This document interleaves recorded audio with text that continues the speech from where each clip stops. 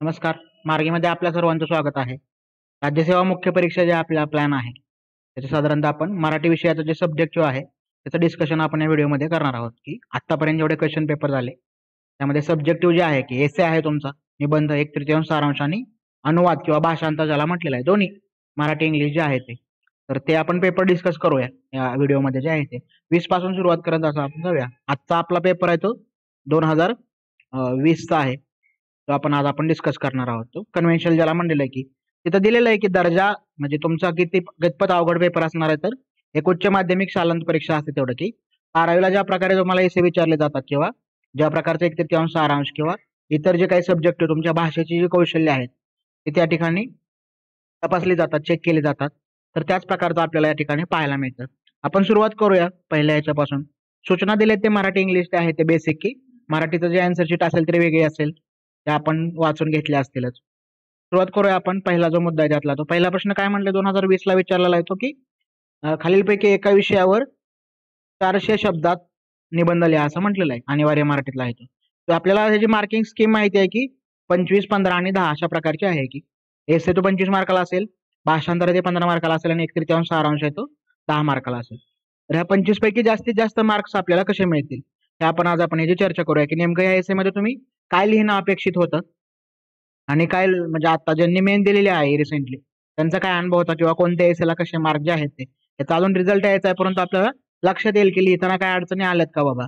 एसेची जी चर्चा आहे ती महत्वाची आहे, की एकूण तुमचं शाब्दिक कौशल्य दोन्ही गोष्टींवर ज्याला आशय आणि अभिव्यक्ती असं म्हटलं जातं, की तुमचं कंटेंट पण त्यामध्ये चेक केला जाईल आणि तुमचं एक्सप्रेशन त्या ठिकाणी चेक केलं जाईल, ज्याला अभिव्यक्ती असं म्हटलं जातं. कंटेंट अँड एक्सप्रेशन दोन्ही गोष्टी ज्या आहेत त्या त्या थोड्याशा आपल्याला व्यवस्थित दोन्ही पातळीवर आपल्याला ते समजून घेता आलं पाहिजे. आशय आणि अभिव्यक्ती ज्याला म्हटलंय. पहिला एसे आपला काय आहे, की ऑनलाईन शिक्षण सोय की गैरसोय. अर्थात त्या ठिकाणी त्यांनी प्रश्नचिन्ह दिलेलं नाहीये. म्हणजे अपेक्षित आहे का मग? की दोन्हीपैकी एक आहे का? का दोन्ही आहे? ऑनलाईन शिक्षणावर आणि आपल्या समोरचं सगळ्यात मोठं आव्हान हे आहे, की आपल्याला ते 400 शब्दात लिहायचंय. एसे 1000 शब्दात लिहिणं सोपं आहे. पण एसे 400 शब्दात लिहिणं अवघड आहे. यूपीचा एसे तो 1000 शब्दांचा आहे. 1000 किंवा 1200 ज्याला म्हटलेलं आहे ते.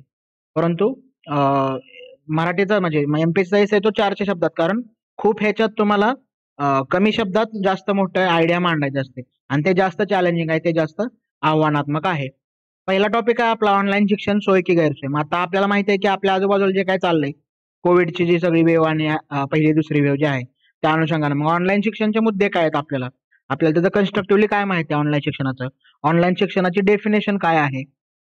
एक्झॅक्टली ऑनलाईन शिक्षण कशाला म्हणायचं? आणि त्या प्रकारचं इन्फ्रास्ट्रक्चर आहे का? मग तुम्हाला डीसी व्हायचंय, डीवायएसपी व्हायचंय, मग तुम्हाला त्याची संरचनात्मक थोडी माहिती लागेल, की ऑनलाईन शिक्षण जर करत असेल, समजा मठाला एखादी न्यूज आली, त्यांच्या दरवेळेस ते डाटा मागच्या पेजवरती असतो सगळ्यात शेवटी. तर त्यात त्यांनी काय म्हणलंय, की 8% लोकांकडे फक्त स्मार्टफोन आहे महाराष्ट्रात. फक्त महाराष्ट्राचा जरी विचार केला तरी. इथं तुम्हाला असं कुठेही म्हणलं नाही भारत किंवा जग किंवा महाराष्ट्र. म्हणजे हे गृहीत धरून चालायचं, की आपल्याला हे पूर्ण एकूण सर्व ह्याच्याबद्दल बोलायचंय, की जागतिक पातळी बोललं तरी चालेल. कारण तसं काय तुम्हाला कंपल्शन दिलेलं नाही, की महाराष्ट्रातलं ऑनलाईन शिक्षण. त्यामुळे लिहिताना थोडंसं ब्रॉडर पर्स्पेक्टिव्हने लिहिलं तरी चालेल या ठिकाणी. ऑनलाईन शिक्षणाचे मग मगाशी जसं म्हणलं, की मठाची छोटीशी न्यूज होती. मग ते आपल्याला त्यामध्ये वापरता आले असते, की जर फक्त 8% लोकांकडे स्मार्टफोन असेल, तर मग ऑनलाईन शिक्षणाचे इश्यू किती भयानक आहे, की त्या प्रकारचं इन्फ्रास्ट्रक्चर आहे का? आपण बघितलं बरेचसे त्याचे व्हिडिओ व्हायरल झाले होते, की शिक्षकांना पण तो ईज नाहीये. म्हणजे विद्यार्थ्यांना नसेल त्यांचा आपण डिजिटल साक्षरतेचा मुद्दा बघूया. पण शिक्षकांना तो ईज आहे का? म्हणजे थोडंसं संरचनात्मक पातळीवर बोलता आलं पाहिजे, की आपली जी शिक्षण व्यवस्था आहे, त्यामध्ये तो शिक्षकांना ईज आहे का? इन्फ्रास्ट्रक्चर त्या प्रकारचं आहे का? 4G ची रेंज सगळीकडे उपलब्ध आहे का? अशा खूप स्टोऱ्या आपल्याला पाहायला मिळाल्या न्यूजपेपरमध्ये, की अगदी डोंगर चढून वरती जावं लागतंय.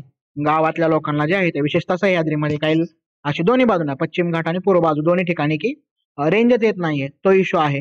मग सोय की गैरसोय जेव्हा म्हणता येईल तेव्हा मग कोणकोणत्या गोष्टी करायला पाहिजे त्याबद्दल थोडंसं आधी बोललं पाहिजे, की जर ते सोय म्हणून घ्यायचं असेल, सगळे फायदे भरपूर आहेत त्याचे. म्हणजे ऍडव्हान्टेज डिसएडव्हान्टेज अशा दोन्ही पातळीवर बोलता येईल आपल्याला, की एकच शिक्षक आहे आणि तो क्वालिटी शिकवत असेल तर मग ते एका ठिकाणी बसून पूर्ण महाराष्ट्राला ते अवेलेबल होऊ शकतं.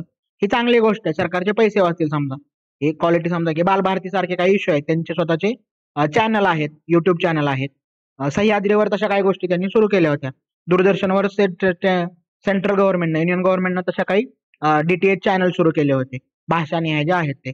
ऑनलाईन शिक्षणाचा फायदा जो आहे तो अशा प्रकारचा आहे की मग तिथे टीव्हीशी तुम्हाला जोडता येईल का? मोबाईलशी जोडता समजा बऱ्या ठिकाणी चालू आहे समजा मोबाईल, की अगदी शालेय ज्युनियर KG पासून मोबाईलवरती ऑनलाईन शिक्षण, टॅब आणि ह्या गोष्टी चालू आहेत. मग त्याबाबत स्टेटला काय करता येईल? हे शाळा डिजिटल करण्यासाठी काय काय गोष्टी करता येईल? मग रणजित डिसले आपल्याला माहिती आहेत का? ऑनलाईन शिक्षणाबद्दल बोलतोय आपण. मग रणजित डिसलेंबद्दल आपल्याला काय माहिती आहे? मग आता त्यांचा ग्लोबल अवॉर्ड जो मिळालेला होता टीचिंगचा जो आहे तो. मग त्याबद्दल मग त्याची जी QR कोडिशनची सगळी त्यांची व्यवस्था आहे, ती मग सगळ्यांनी अडॉप्ट केली आहे का? मग त्याचे काय इश्यू आहेत? म्हणजे तुम्ही ज्या ठिकाणी आहात तिथल्या काही गोष्टी तुम्हाला माहिती आहेत का? थोडंसं लोकल गोष्टी थोड्याशा माहिती आहेत का? मग एसे लिहायताना जे आहे की एसे दोन्ही पातळी म्हणजे एसे काय हे समजून घेणं आणि दिलेल्या टॉपिकवर व्यवस्थित लिहिणं, की एसेचा टॉपिक जो आहे तो की 12वीच्या लेवलचं जर तुमच्या अपेक्षा जरी असली तरी त्या प्रकारचं आपल्याला 400 शब्दात क्वालिटी मांडता आलं पाहिजे, की सोयीचे मुद्दे कोणते आहेत, गैरसोयीचे मुद्दे कोणते आहेत. एसे हा फॉर्म ऑफ लिटरेचर ज्याला म्हटलेला आहे. तसे आपले युट्यूबवर एसे म्हणजे काय याचे बाकीचे आपल्या चॅनलवर व्हिडिओ उपलब्ध आहेत सरांचे जे आहेत ते बघितले तरी चालतील, की एसे म्हणजे काय, याची सैद्धांतिक चर्चा जरी समजून घ्यायची झाली तरी. मग ऑनलाईन शिक्षणाचे ॲडव्हान्टेज डिसएडव्हान्टेज अशा प्रकारे म्हणलं तर मग त्या प्रकारे आपला फ्लो असला पाहिजे. मग स्टार्ट कसा करायचा, इफेक्टिव्ह स्टार्ट ज्याला म्हटलेलं आहे. ऑनलाईन मग शिक्षणाबाबत तुम्हाला एखादं कोटेशन माहिती आहे का? आपला HRDचा अभ्यास झाला असेल तर काही कोटेशन आहेत HRD आपल्याला, म्हणजे 25 मार्काला आहे 75 पैकी शिक्षण आणि व्यावसायिक शिक्षण जे आहे ते. मग त्यातले कोणाचे कोटेशन आहेत? रवींद्रनाथ टागोरांचे आहेत, गांधीजींचे आहेत, विवेकानंदांचे आहेत, किंवा अगदी जागतिक लेवलला म्हणलं तर समजा भारताबाहेरचे काही समजा शिक्षण तज्ञ आहेत, त्यांची काय माहिती आहेत का? किंवा आपल्या इथल्या आयतदेशीय समजा काही कर्मवीर भाऊराव पाटलांचं एखादं कोटेशन आहे, किंवा नॉन महाराष्ट्रीयन एखादी व्यक्ती आहे त्याचं तुम्हाला माहिती आहे का? शिक्षणाचं महत्व काय आहे समजा, किंवा हे होतं की तुमचं जे कोठारी आयोग आहे, कोठारी आयोगाची सुरुवात काय होती ती, की देशाचं भवितव्य शाळांच्या 4 भिंतीमध्ये घडतं. JP नाईक जे आहे ते सचिव होते, त्यांनी लिहिलेला तो होता तो. तर त्याची सुरुवात त्याच प्रकारची आहे की देशाचं भवितव्य 4 भिंतीच्या आतमध्ये घडतं शाळेच्या जे आहे ते. मग त्या भवितव्य मग अशा प्रकारचं कोटेशन आपण वापरलं. त्यामुळे थोडंसं लिटररी सेन्स पाहिजे थोडासा लिहिताना जो आहे तो, की भाषा ज्याला म्हटलंय की थोडीशी ललित असणारी जी भाषा आहे ती थोडीशी आपल्याला लागेल, कारण एसी हा इसेन्शियली लिटरेचरचा फॉर्म आहे. त्यामुळे मग त्या दृष्टीनं आपल्याला विचार करता आला पाहिजे ऑनलाईन शिक्षणाबाबत जे आहेत ते. ऑनलाईन शिक्षणाचे गैरसोयीच्या मुद्द्याबाबत काय काय, मग ते 2-3 पातळ्या आपल्याला पाहता येईल, की बाबा स्टेटचा काय से आहे त्यात, स्टेट काय इन्फ्रास्ट्रक्चर पुरवतंय का, मार्केटमधून काय गोष्टी येत आहेत का, आणि सोसायटीचं काय चाललंय. स्टेट, मार्केट आणि सोसायटी असा आपण त्रिकोण काढायचा म्हणलं की स्टेट आहे, मार्केट आहे आणि सोसायटी. इथं समजा स्टेट आहे, मार्केट, आणि इकडे जे आहे ते सोसायटी. हे तिन्हीचं आपल्याला एकत्र आपण समजा हे माहित पाहिजे की आपण कुठं उभा आहे. आपल्याला सोसायटीमध्ये काय चाललंय ह्याचा किती सेन्स आहे, आपल्याला मार्केटचं प्राधान्य काय ह्याचा काय सेन्स आहे, आणि ऑनलाईन शिक्षणासाठी स्टेट काय करताय, ह्या सगळ्या गोष्टी आपल्याला माहित पाहिजे. तर आपल्याला ते डील करता येईल, की ऍज अ ऍडमिनिस्ट्रेटर आपण एक अधिकारी म्हणून आपल्याला या सगळ्या गोष्टी माहित असल्या पाहिजेत, की स्टेट, मार्केट आणि सोसायटी ह्या ते ट्रायोचा जो सेन्स आहे तो आपल्याला या ठिकाणी समजला पाहिजे. त्यामुळे अभ्यास करताना थोडंसं रचनात्मक उदाहरणं वापरताना, शिक्षणाबाबत कोटेशन वापरताना, एखादी कविता वापरताना, किंवा कोणतेही संवाद वगैरे जे आहेत त्या अशा गोष्टी वापरताना या गोष्टी लक्षात ठेवल्या पाहिजे. पुढचा मुद्दा काय आपला, की दुसरा जो आहे तो पण इंटरेस्टिंग असा सब्जेक्ट आहे, की मायबोली, मराठीचा महिमा संस्कृतीचा दागिना. आता हे महत्वाचं आहे की इथं त्यांनी मातृभाषा शब्द वापरलेला नाही, मातृभाषा नाहीये, बोली हा शब्द वापरलाय. बोली हा शब्द त्यामुळे महत्वाचा आहे की आपल्याला त्याचे डिटेल जे आहेत त्या, मग हे कशामुळे आहे, आता समजा रिसेंटली युनायटेड नेशननं 2019 हे इंडिजिनियस लँग्वेजचं वर्ष म्हणून घोषित केलं होतं. 2019 जे आहे ते, मग 20ला बरोबर आपल्याला 21ला हे आपल्याला मेन्स मध्ये विचारलेला प्रश्न 20ला जो आहे तो आपल्याला दिसून येतो. मग बोलीबद्दल आपल्याला काय माहिती आहे? बोली जी आहे की प्रमाण भाषा वेगळी आणि बोली भाषा वेगळी, स्टँडर्ड लँग्वेज आणि डायलेक्ट त्याला म्हटलेलं आहे. मग भाषेची व्याख्या काय आहे, की भाषेची व्याख्या काय म्हटलेलं आहे त्यामध्ये, की dialect with army and navy. म्हणजे बोली भाषा कशाला म्हणायचं, तर ज्याच्याकडे लष्करी ताकद आहे ज्या बोलीकडं, ती भाषा होते. मग हे जगाचा इंग्रजी जगाची भाषा होण्यामागचं कारण काय, तर सगळं वसाहतीकरण आहे, की त्या प्रकारची सगळी त्यांची टोटल लष्करी ताकद आहे. पूर्ण जगांवर राज्य केलं जे आहे ते ब्रिटिशांचं. मग त्यामुळे आज इंग्रजी जगाची ज्ञान भाषा झालेली आहे. चायना पण समजा इंग्लिश भाषा शिकतायत, आपण तर शिकतोच आहोत. मग ह्याचे काय डिटेल्स आहेत? मग बोली बाबा जे म्हणले, मग बोलीचा आणि भाषेचा काय संबंध आहे नेमका? मग बोली आपल्याला किती बोली माहिती आहेत समजा? म्हणले कोल्हापुरी बोली, सातारी बोली. बोलीचे त्याचे दोन प्रमुख आस्पेक्ट आहेत की बोलीबद्दल बोलताना जे आहे ते, की एक आहे तो आपला काय आहे की रिजन आहे, त्याला प्रदेश असं म्हणता येईल, आणि दुसरा आहे तो सोशल स्टेट आहे. की बोलीचे जे प्रकार पडतात ते जॉग्राफीनुसार पडतात. म्हणजे खानदेशी बोली आहे, अहिराणी बोली आहे, वऱ्हाडी बोली आहे, मराठवाडी बोली, वैदर्भी आहे समजा, किंवा दक्षिण महाराष्ट्रात कोल्हापुरी आहे, गडिंग्लजची वेगळी, कोल्हापूरची वेगळी, सातारची वेगळी समजा, सोलापूर आणि नगरच्या बॉर्डरवरची वेगळी आहे. तर रिजन असतो. तर त्यातला एक सगळ्यात मोठा घटक आहे तो रिजन आहे, की भाषा ही प्रदेशानुसार बदलते. आणि दुसरा मुद्दा आहे तो सामाजिक स्तरभेद आहे. ब्राह्मणांची वेगळी, मराठ्यांची वेगळी आहे. त्याचे जे आहे ते वेगवेगळे स्तर आहेत समजा. भटके विमुक्तांची आहे ती वेगळी, अनुसूचित जातींची वेगळी, अनुसूचित जमातींची वेगळी आहे. बोली ज्याला म्हटलेलं आहे ते. मग मराठीचा महिमा आता ही तर समजा आहे की पुण्यात ज्या प्रकारचं की न आणि न ह्याच्यासाठी लोक आग्रही असतात, तर तो कल्चरल हेजिमनीचा भाग आहे, की सांस्कृतिक वर्चस्व दाखवण्याचा तो एक भाषा आहे, त्याचं भाषिक हिंसा ज्याला म्हटलं जातं. तर ते प्रकारे केली जाते का? हे पुस्तक भेटलं का म्हणलं पुण्यातले लोक हसतात, पुस्तक मिळालं का असं म्हणायचं. भेटलं भेटलं हेच बरोबर आहे. मराठवाडा किंवा विदर्भात एखादी गोष्ट भेटली का, तर ते जे आहे ते फक्त ह्याचं कारण काय की हे कल्चरल हेजिमनी होण्याचं, तर ते सांस्कृतिक वर्चस्व ज्या समाज गटाचं आहे त्यातनं ते एक डिफाईन होतं. दुसरं एक आहे हे पुणे हे पॉलिटिकल सेंटर होतं. पुण्याची भाषा प्रमाण ठरण्याची 3 कारणं सांगितली जातात. त्यामध्ये जे आहे ते की पॉलिटिकल सेंटर आहे पेशवाईमुळं, आणि त्यानंतर दुसरं जे आहे ते चळवळ आहे, प्रबोधन जे आहे ते म्हणजे फुले आणि एकूण त्यानंतरची सगळी चळवळ आहे कुठली 19व्या शतकातली. आणि तिसरं जे आहे ते की आपल्याला काय म्हणता येईल, वारकरी चळवळीचा प्रभाव जो आहे तो की कल्चरली देहू इथून जवळ आहे, देहू, आणि दुसरं आहे ते आळंदी आहे, देहू आळंदी जे आहे ती. ह्या 3 गोष्टी आहेत की पॉलिटिकल सेंटर आहे, कल्चरल सेंटर आहे, आणि प्रबोधनाची सगळी समाज सुधारणेची जी चळवळ आहे, त्यामुळं पुणेरी भाषा ही प्रमाण झालेली आहे. उद्या खानदेशी होईल का तर होईल, पण तुमच्या भाषा दुसऱ्या लोकांनी शिकावी असं तुम्हाला वाटेल तर तुमच्या भाषेचं लोक त्याप्रमाणे कर्तृत्ववान असायला लागतं. लोक जर तशी कर्तृत्ववान असते, आता कर्तृत्वाच्या परत जे आहे ते पॉलिटिकल डिफाईन करतं, तुमचं राजकारण डिफाईन करतं की तुमची कर्तृत्वाची व्याख्या काय. हे ब्रिटिशांनी समजा केले समजा, तर ब्रिटिशांचं तसं कर्तृत्व आहे लष्करी, हे अगदी कुठं इकडं पापुआ न्यूगिनी पासून तिकडं अमेरिकेपर्यंत जे आहे ते त्या प्रकारचं सगळं लष्करी हे जे मनी आहे. त्याचं कारण आहे की नेव्ही त्या प्रकारची महत्वाची होती, त्या काळात असणारं नेव्हीला जे महत्व आहे. मग हे आपल्याला मराठी पुरतं म्हटलेलं आहे ह्यांनी, तर त्यांनी ते डिफाईन केलं की मायबोली मराठीचा महिमा आणि संस्कृतीचा दागिना. मग आता आपण हे पुण्याच्या गोष्टी ज्या सगळ्या आहेत त्या समजलो, की पुण्याची भाषा प्रमाण का झाली, या गोष्टी आपण बघितल्या. मग अशा कोणत्या बोली आहेत आपल्याला ज्याबद्दल माहिती आहेत? आणि समजा मग तुम्ही म्हणला की मला बोलीमधली काही लोकगीतं माहित आहेत, त्याच्या आधारे मी सुरुवात करतो. मी जिथून येतो तिथून वेगवेगळ्या म्हणजे अहिराणी असेल, डांगी असेल, वऱ्हाडी असेल, मग कोकणात मधली एखादा डायलेक्ट असेल तर तो मला माहिती आहे. त्याबद्दल मी प्रयत्न केला की त्याच्या आधारे मी थोडासा बोलायचा प्रयत्न करतो. मग मराठीचा महिमा काय आहे बाबा? महिमा ज्याला म्हटलेलं की महिमा, महिमा म्हणजे महती आहे ती. महिमा जी आहे ती मग ती कशामुळे आहे? मग त्याच्याबद्दल थोडंसं बोललं. मराठीचा काय महिमा आहे, मायबोली.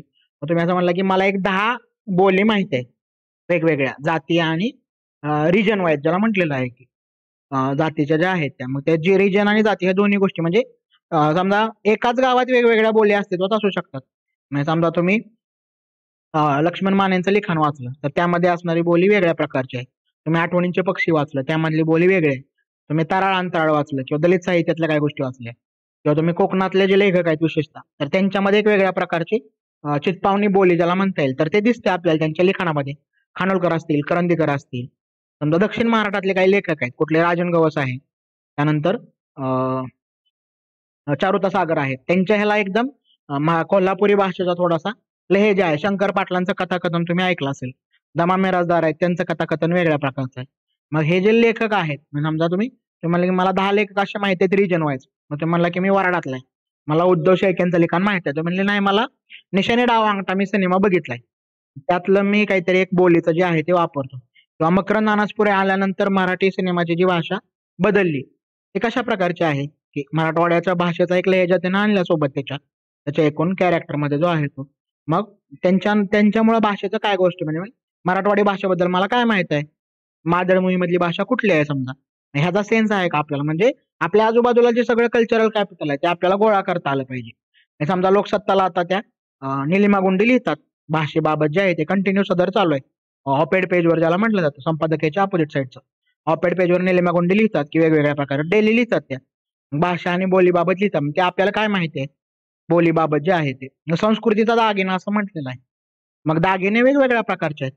मग बोलीला कितपत महत्व दिलं जातं, मग बोली हा कुठल्या प्रकारचा दागिना आहे, बोली हे महत्वाचं आहे का, गळ्यात घालायचा दागिना आहे का ते जोडवेच आहेत पायात घालायचं, म्हणजे बोलीचा सेन्स काय आहे, दागिन्याची जागा वेगवेगळी आहे आणि त्याचं महत्व वेगवेगळं आहे. मग त्याबद्दल थोडंसं बोललं म्हणजे दिलेली भाषा आहे ती थोडीशी आपण समजून घेतली पाहिजे. संस्कृतीचं वाहन भाषेच्या आधारित होतं ना, त्याशिवाय कसं होणार. कुठल्याही प्रकारची संस्कृती असेल तर ती आपल्याला समजून घेण्याचा एकच मार्ग आहे ते म्हणजे भाषा. आपण संस्कृतीबाबत विचारच भाषेत करतो, म्हणजे भाषाबाह्य विचार करायला फारसं हे नाही. मग ते कलेच्या बाबतीत आपल्याला थोडंसं करता येईल की समजा चित्रकला वगैरे तो नंतरचा मुद्दा, पण बोलीचं जे महत्व आहे ते कशा प्रकारचं आहे. मग लोकगीत आहेत, लोककथा आहेत, लोकनाट्य आहेत, दशावतार आहे, तमाशा आहे, वग आहे. मग त्यातली बोली कशा प्रकारची आहे आपल्याला माहिती आहे का. किंवा समजा मध्ये सकाळमध्ये पण सप्तरंगमध्ये पण असे काही भाषिक ह्याच्याबद्दल वेगवेगळे लेख येतात. तंजावर एक बोली आहे मराठीची, म्हणजे हे शहाजी महाराजांसोबत जे लोक गेले होते तिकडे काही लोक व्यंकोजी राजे वगैरे त्यानंतरची जी सगळी पिढी आहे ती तिकडे सेटल झालेली आहे मराठी. पण ते तमिळनाडू आणि इथला मराठी ह्याचा एक थोडासा मिक्सचर ज्याला म्हणता येईल. मग ती तंजावरी बोली कशा प्रकारची आहे, समजा इंदोरमध्ये काही लोक मराठी बोलतात, मग वरचा मजला खाली आहे हा टिपिकल इंदोरी वाक्यप्रचार आहे, म्हणजे बोल त्यांच्या इंदोरी बोलीचा जो हे आहे. मग समजा ग्वाल्हेर मधली मराठी कशा प्रकारची आहे, बडोद्यातली मराठी कशा प्रकारची आहे, नागपूरच्या मराठीला वेगळा सेन्स आहे थोडासा हिंदी असल्यामुळं. सीपी बेराचा तो भाग आहे, सेंट्रल पॉईंटचा भाग होता नागपूर, मग त्यामुळे हिंदीचा लहेजा थोडासा आहे का. समजा असं म्हणलं की मला जातीय आधारे थोडंसं मला बोलायचंय बोलींबाबत, मग ते कशा प्रकारचे आहे बोली जी आहे ती महाराष्ट्रातली सातेनी आहे. मग ते नाकातनं बोलणारे लोक कोण आहेत. गावचं जे स्पेलिंग आता आपल्या सगळ्या इंग्लिश डॉक्युमेंट मध्ये दिसतं ते असं दिसतं GAON, त्याला गाव असं म्हणता येईल की हे असं दिसतं. ह्याचं कारण काय तर इंग्रजी शिक्षण ज्यांनी घेतलं ते सगळ्यात सुरुवातीला जे लोक आहेत ते चित्पावणी कोकणस्थ ब्राह्मण आहेत. मग त्यांच्या बोलण्याचा लहेजा आहे तो कोकणातून आल्यामुळे तो नाकातून बोलण्याचा आहे. त्यामुळं ते ब्रिटिशांसोबत ते त्यांचं जे कम्युनिकेशन आहे ते बोलताना गावचा उच्चार कायम गाव असा होतोय आणि त्यामुळं गावचं ऍक्च्युअल स्पेलिंग काय पाहिजे मग GAV पाहिजे, किंवा समजा GAAV पाहिजे गाव असं. GAON कसं झालं गाव असं. तर मग हे तुमच्या पॉलिटिक्स मधून किंवा तुमच्या कल्चरल आणि सोशल स्ट्रक्चर मधून ह्या गोष्टी डिफाईन होत असतात. गावचं स्पेलिंग तसं होण्यामागची कारण.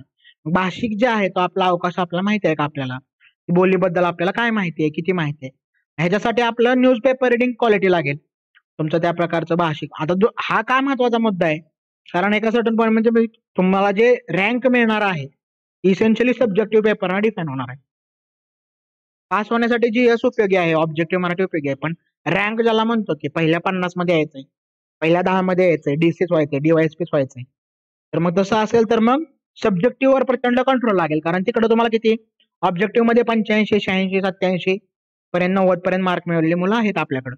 मग तसं ऑब्जेक्टिव्ह मध्ये व्याकरणाच्या पेपरला इथं ते 60 पेक्षा जास्त कसं जाता येईल, कारण GSचं ऍव्हरेज किती दिसतं समजा 100 400च्या आसपास ऍव्हरेज दिसतं का GSचं. एखादा समजा अवघड गेला दुसरा त्याचं कुठेतरी मेकअप झाले 110 115 झाले, तर मग सब्जेक्टिव्ह पेपर आहे जो तुम्हाला रँक मिळवून देऊ शकतो. पोस्ट तुम्हाला GS आणि ऑब्जेक्टिव्ह मिळवून देऊ शकतो, पण ते रँक महत्वाचे आहे. त्यासाठी मराठीवर त्या प्रकारे आपण कष्ट घेतलं पाहिजे की 100 मार्कासाठी आपल्याला मराठी इंग्लिश दोन्हीवरती त्या प्रकारचं आपलं रिडिंग त्या प्रकारचं पाहिजे थोडंसं. आपण जे इतरत्र वाचलेलं आहे समजा आता हे ऑनलाईन शिक्षण, जर HRD मध्ये शिक्षणाचा मुद्दा व्यवस्थित वाचला असेल, शिक्षणाचा इतिहास माहित असेल, हंटर कमिशन मध्ये काय म्हटलंय, वुड्स डिस्पॅच मध्ये काय म्हटलंय, कोठारी कमिशन मध्ये काय म्हटलंय, तर ह्याचं मग तुम्हाला शिक्षणावर थोडंसं ह्या 400 शब्दातलं 200 शब्द त्यातनं जरी तुमचे डिफाईन झाले. त्यामुळे जे आपण इतरत्र वाचतोय त्याचा थोडासा सेन्स पाहिजे. समजा मला हिस्ट्री मधला कल्चरल हिस्ट्रीचा पार्ट आहे, तुमच्या सिलेबस मधला सगळ्यात शेवटचा मुद्दा आहे तो महाराष्ट्राचा सांस्कृतिक वारसाबाबतच्या सगळी चर्चा आहे. मग त्यात त्यांनी दिले दलित प्रवाह आहे, त्यानंतर ग्रामीण साहित्य आहे, त्यानंतर शाहीर आहेत, लावणी आहे, पोवाडा आहे, भक्ती संत चळवळ आहे. मग ह्या प्रत्येकाबद्दल थोडंसं थोडंसं गुगल जरी केलं तर मग आपल्याला मराठीबद्दल काय माहिती आहे, कल्चरल सांस्कृतिक वारसा जो आहे मराठीचा त्याबद्दल आपल्याला काय माहिती आहे, तर ह्याचा थोडासा आपल्याला सेन्स असला पाहिजे. त्यामुळं जो टॉपिक दिला एसेचा, आता हा रिपीट होणार नाही बरोबर आहे, पण प्रॅक्टिस म्हणून हे एसे लिहून बघितले पाहिजेत आणि चेक करून घेतले पाहिजेत की आपल्याला 25 पैकी किती येतात मार्क. क्वालिटी जे आहे ते की त्या प्रकारचा आपला अभ्यास त्या प्रकारे करता आला पाहिजे की 400 शब्दात लिहिण्याची प्रॅक्टिस जी आहे. आणि हे नंतर नाही होणार, एकदा रिझल्ट लागल्यावर तुमचं प्रेशर असतं, तुमचे टेस्ट सिरीज सुरू होतात, जीएस तर तुमचं रिव्हिजन कंटिन्यू करायचं असतं. त्यामुळे आठवड्याला एखादा एसे तरी थोडासा प्लॅन केला पाहिजे की कुठलाही रॅन्डमला. आता समजा तुम्हाला अजून तुमच्याकडे किती एक 80-90 दिवस आहेत, तर 80-90 दिवस आहेत म्हणजे साधारणतः 10 आठवडे तुमच्याकडे, आपल्याला 10 किंवा 15 आठवडे तुमच्याकडे, 14 आठवडे तुमच्याकडे असतील, 10-12 आठवडे. तर मग त्यातल्या प्रत्येक आठवड्यात एक 12 एसे प्लॅन केले, हे परत दोन्हीचे, म्हणजे एक 12 मराठी आणि 12 इंग्लिशचे एसे. कारण 400 शब्द लिहायचं, 400 शब्दाला किती वेळ लागतो हार्डली, तुमचे 25 शब्द एका मिनिटात लिहून होतात, म्हणजे 25 चोक 100, म्हणजे 4 एक अर्धा भर तास भरपूर झाला तुम्हाला जो आहे तो. कारण 100 साठी तुम्हाला 3 तास आहेत.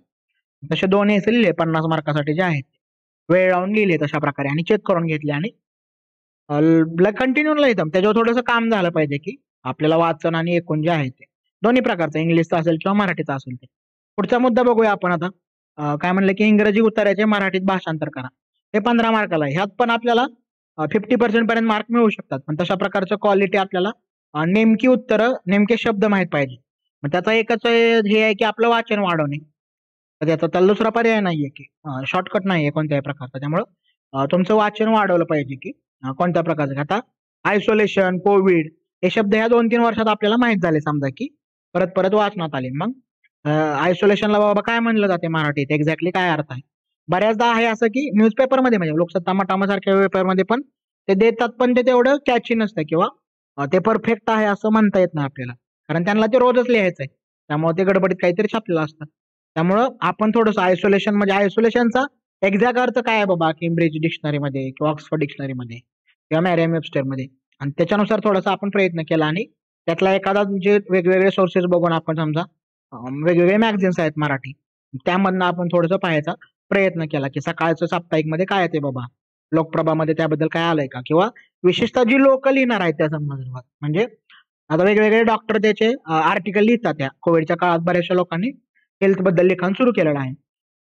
त्यातले एक्झॅक्टली अधिकारी व्यक्ती काय म्हणते त्याबद्दल हे थोडंसं पाहिलं पाहिजे की प्रिकॉशन प्रिकॉशन आहे. मग कोविड-19 तो त्याच प्रकारे वापरला पाहिजे. मग पॅन्डेमिकसाठी मराठी शब्द काय आहे बाबा, महामारी आहे का, साथीचे रोग आहे का, काय एक्झॅक्टली काय त्याचा शब्द आहे. साईड इफेक्ट्स, साईड इफेक्टला मग दुष्परिणाम पाहिजे. एन्फोर्स आयसोलेशन, विअर ऑफ, म्हणजे आणि भाषांतर करताना 2 गोष्टी महत्वाच्या आहेत की एक म्हणजे आहे असं शब्दशः भाषांतर करता कामा नये, त्याचा भाव समजून घ्या. कारण स्वतः शब्दाला असं काही हे नाहीये, शब्दाचा अर्थ ठरलेला आहे बरोबर आहे, काहीतरी अर्थ आहे, पण त्याचा कंटेक्स्ट बदलला की थोडासा अर्थ बदलतो. शब्दांचे टेक्स्चर आपल्याला कळले पाहिजेत की आपण जेव्हा म्हणतो किल आणि असासिनेशन, हे वेगवेगळ्या गोष्टी. आपण डास मारला म्हणतो आणि गांधीजींची हत्या झाली म्हणतो, किल्ड मॉस्किटो आणि असासिनेटेड गांधी, हा फरक आहे. मग असासिनेटेड साठी हत्या शब्द आहे, किल साठी मारणं शब्द आहे. त्यामुळं त्याचे आपल्याला टेक्स्चर कळले पाहिजे शब्दांचे. पहिली एक गोष्ट डोक्यातून काढून टाका की समानार्थी शब्द वगैरे असं काही नसतं. पहिलं एक मी शाळेत ते 1-2 मार्क पहिली दुसरीत मिळाले ते ठीक आहे, पण त्याचा काय अर्थ नाहीये त्याला ह्या पातळीवर जे आहे ते. कारण नेमके शब्द तुम्हाला माहित पाहिजे, जी आर वाचता आला पाहिजे. त्यामुळं त्या ह्याला बेसिक जे शब्द आहेत ते आपल्याला माहित पाहिजेत की मॅनिफेस्टेशनचा अर्थ काय बाबा, लो फिलिंग. आता लो फिलिंगचा गुगल करायचं म्हणलं तर शब्दशः अर्थ काहीतरी वेगळा येणार आहे. स्टील प्लांट किंवा स्टील का पौधा, तसं तसं वेगवेगळं आहे. त्यामुळे ते सरकारी हे नाही, आपल्याला भाषिक ज्या गोष्टी आहेत त्या थोड्याशा आपल्याला कळायला पाहिजेत की लो फिलिंग म्हणजे मग नैराश्य आहे का बाबा, लो फिलिंग बद्दल आपण बोलतोय, मग ते नैराश्य आहे का. डिप्रेशनला काय शब्द आहे, छिन्न मनस्कता असा येतो का. म्हणजे मानसिक आरोग्यावरील हा पूर्ण लेख आहे तो मानसिक आरोग्याबद्दलच आहे टोटल. ह्याच्याबद्दल काय म्हणलेलं आहे बाबा, मग असं लोकरंगाला किंवा विशेषतः शनिवारच्या पुरवणीत मानसिक आरोग्यावर लिहिणारे काही लोक आहेत. मग त्यातल्या ऑथॉरिटी व्यक्ती लागतील आपल्याला की darkness, usually darkness, physical darkness as opposed to illumination is, काय म्हणलं की light gives rise to fear, low self esteem and insecurity. Low self esteem आणि इनसिक्युरिटी ज्याला म्हणता येईल तर ते दिलेलं आहे या ठिकाणी. लेस ऑफ कॉन्फिडन्स, ह्या प्रत्येकाचा की आत्मविश्वासाची कमतरता, असुरक्षितता. लो सेल्फ इस्टीम आत्मविश्वास कमी असणं, सेल्फ इस्टीम आणि कॉन्फिडन्स यातला फरक काय बाबा, तर ते आपल्याला माहित पाहिजे. Upper reaches of Scandinavia, Scandinavian countries बद्दल मला काय माहित आहे, स्कॅन्डिनेव्हिया कशाला म्हटलंय, स्कॅन्डिनेव्हिया जे म्हटलेलं आहे ते कशाला म्हटलेलं आहे नेमकं, तर ते आपल्याला माहित आहे का? नॉर्थ पोल आणि आर्कटिक रिजन बद्दल त्यांनी सांगितले की कोणकोणत्या गोष्टीत, का तर तिथं डार्कनेस ड्युरिंग विंटर त्यांनी ते उदाहरण म्हणून दिलंय की अंधार असला जास्त काळ वर्षातला, अल्कोहोलिझम, मग त्याला मराठी शब्द काय नेमका, व्यसन आहे, दारूडचं व्यसन आहे. Wife beating and depression are common features, वैशिष्ट्य, फीचर्स म्हणजे वैशिष्ट्य, म्हणजे वेळ भरपूर आहे आपल्याला, म्हणजे 15 मार्काला जर लिहायचं असेल तर. त्यामुळे एक रफ आपण प्रत्येक कीवर्ड जो आहे तो अशी एक यादी केली की ह्यात समजा तुमचा किती आहे, साधारणतः 200-300 शब्दांचा तुमचा हा उतारा असेल, 3 पॅराग्राफ आहेत.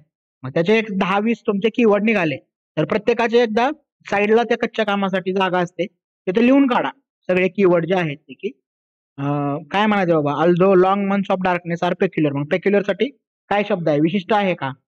पोलारिझम, ध्रुवीय प्रदेश. Metaphorical darkness in our life, metaphorical ते हे काय म्हणलं, प्रतीकाच्या स्वरूपात आहे का?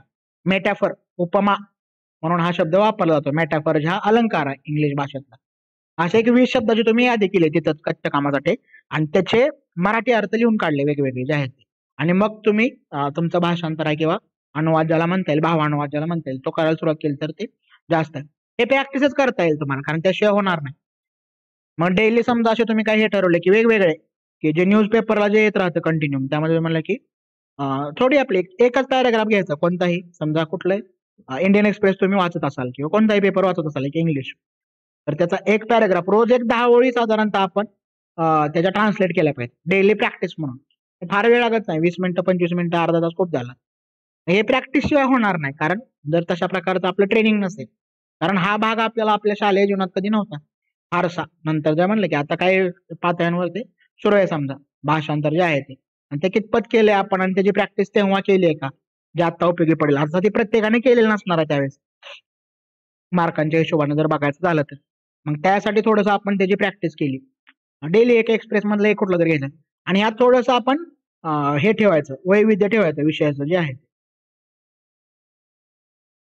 वैविध्य ठेवलं की समजा आज पॉलिटीचा केला एखादा ट्रान्सलेट, तर उद्या हिस्ट्रीचा बघायचा एखादा सापडतोय का, किंवा सोशोलॉजीचा सापडतोय का, किंवा एखादा कल्चरचा आहे का, एखादा आर्ट्सवरचा आहे का. समजा रविवारच्या पुरवण्याला बुक रिव्ह्यू आला, त्यातला एखादा आपण एक पॅराग्राफ पकडला आणि तो ट्रान्सलेट केला, तर तो आपल्याला जमतोय का. मग हे प्रॅक्टिस केली पाहिजे की असं अर्धा तास रोज जे आहे ते ट्रान्सलेशनचे, म्हणजे एसे साठी हा जो सब्जेक्टिव्ह पेपर आहे यासाठी वेगळे एक तासभर तरी ठेवले पाहिजे. आणि तुमचं स्वतःचं प्लॅन की आज मराठी टू इंग्लिश ट्रान्सलेट केलं, दुसऱ्या दिवशी लोकसत्ता घेतला आणि त्यातलं Marathi to English to Marathi केलं, दोन्ही प्रकारचं एक्सप्रेस घेऊन इंग्लिश टू मराठी केलं आणि मराठी टू इंग्लिश केलं. आता चिदंबरम यांच्यासारखे आर्टिकल आहेत तर ते एक्सप्रेसला पण येतात आणि 1-2 दिवसांनी लोकसत्ताला पण येतात, मग तेच आपण बघून ठेवलं. मग त्यातले तुम्हाला कीवर्ड्स कळाले, कारण पॉलिसी मेकिंग मधलाच व्यक्ती आहे त्यामुळे मग त्याचे शब्द कशा प्रकारचे आहेत, पहिली बाजू नावानं काही आर्टिकल येतात लोकसत्ताला, मग ते थोडेसे बघून ठेवले की त्याचे नेमके शब्द काय आहे, अनुवाद केलेले जे आहे ते.